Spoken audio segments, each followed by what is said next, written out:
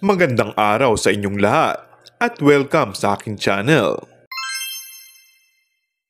Nagbigay ng reaksyon si Coco Martin tungkol sa desisyon ng ABS-CBN na tapusin na ang kanilang franchise shows at gagawa na lang ng sariling content.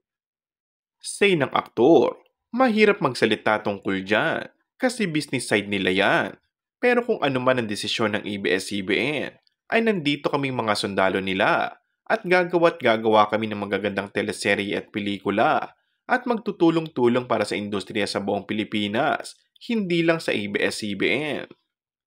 Hindi naman nakakapagtaka dahil ang FPJ's Batang Quiapo ay nagtala ito ng 20.4% average sa national TV ratings para sa parehong urban at rural households noong July 23 to 26, kumpara sa 16.0 na nakuha ng katapat na programa ayon sa datos ng Kantar Media.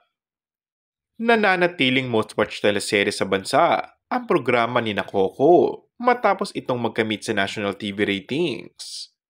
Trending nga ang episode ng pagkawala ng karakter ni McCoy kumpara sa kanilang kalaban. Nagpatuloy ang lamang ng Kapamilya teleserye sa katapat na programa nito.